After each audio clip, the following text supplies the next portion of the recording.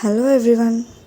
ఈరోజు మనం ఎంతో పవిత్రమైన పండుగ వైకుంఠ ఏకాదశి గురించి, ఈ రోజున ఎందుకు జరుపుకుంటామో, దీని ఆధ్యాత్మిక ప్రాముఖ్యత ఏమిటో తెలుసుకుందాం. వైకుంఠ ఏకాదశి రోజున వైకుంఠ ద్వారాలు తెరుచుకుంటాయంటారా? నిజంగా ఈరోజు ఎందుకు అంత ప్రత్యేకత ఉంది? భక్తులు ఉపవాసం ఎందుకు చేస్తారు?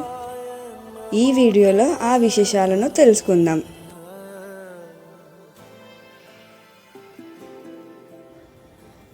వైకుంఠ ఏకాదశి అనేది కేవలం ఒక పండుగ మాత్రమే కాదు, భక్తులు శ్రీమన్నారాయణుని కృప పొందే ఒక అపూర్వమైన అవకాశం. ఈ పవిత్రమైన రోజు వెనుక ఉన్న కారణాలను ఇప్పుడు మనం తెలుసుకుందాం. వైకుంఠ ఏకాదశిని జరుపుకోవడానికి ప్రధాన కారణం ఏమిటంటే, శ్రీ మహావిష్ణువు తన నివాసమైన వైకుంఠం నుంచి భూలోకానికి వచ్చి ముక్కోటి దేవతలతో కలిసి భక్తులకు దర్శనమిస్తాడని నమ్మకం. ఈ రోజున మనం ఉత్తర ద్వారం నుంచి స్వామిని దర్శించుకుంటే మోక్షం లభిస్తుందని విశ్వాసం.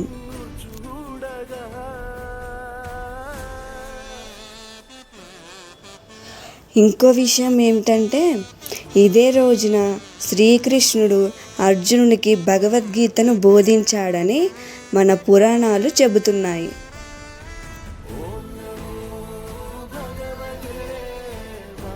ఈ రోజున ఉపవాసం ఉండి విష్ణువుని పూజించడం ద్వారా సకల పాపాలు తొలగి మోక్షం లభిస్తుందని భక్తుల నమ్మకం.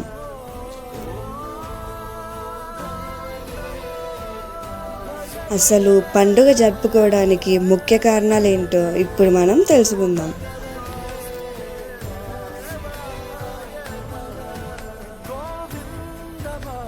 ముక్కోటి దేవతల సందర్శనం అంటే ఏంటో చెప్పనా? ఈ రోజునే బ్రహ్మ నేతృత్వంలోని ముక్కోటి దేవతలు వైకుంఠానికి చేరుకుని శ్రీ మహావిష్ణువును దర్శించుకుంటారని, అందుకే దీనిని ముక్కోటి ఏకాదశి అని అంటారు.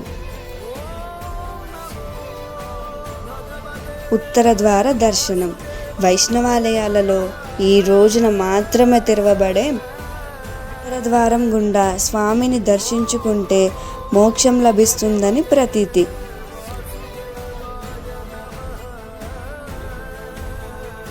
భగవద్గీత బోధన.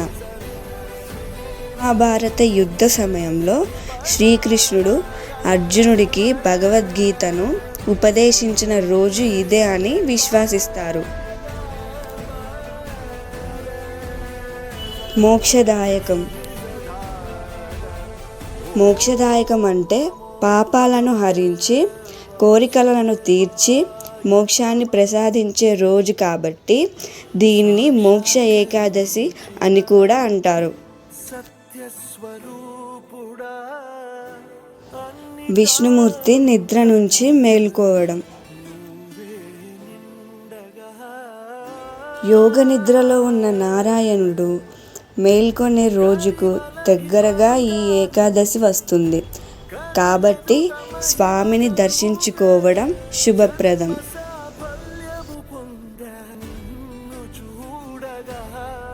ఈ రోజున మనం ఎలాంటి ఆచారాలు పాటించాలంటే, ఉపవాసం. ఈ రోజున ఉపవాసం ఉండడం ప్రధాన ఆచారం.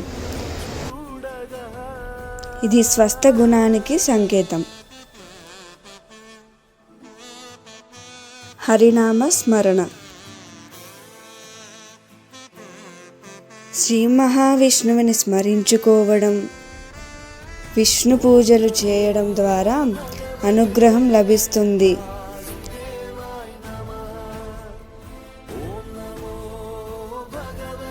ఏకాదశేంద్రియాల అర్పణ.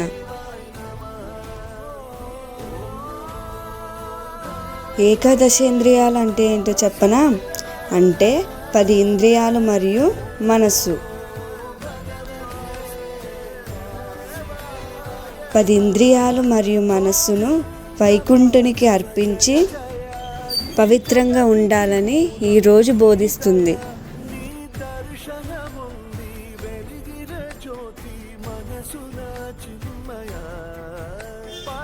ఈ విధంగా వైకుంఠ ఏకాదశి మనకు భక్తి, నియమం, ఆధ్యాత్మిక శుద్ధిని బోధిస్తుంది. ఈ పవిత్రమైన రోజున శ్రీమన్నారాయణుడి కృప మనందరిపై నిలవాలని ప్రార్థిస్తూ ఈ వీడియోని ఇక్కడితో అయితే ముగిస్తున్నాను.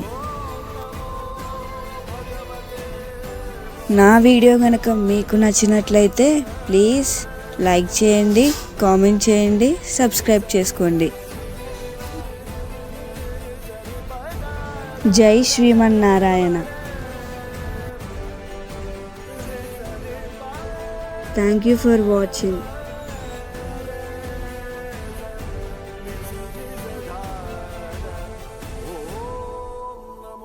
भगवते वासुदेवाय नमः.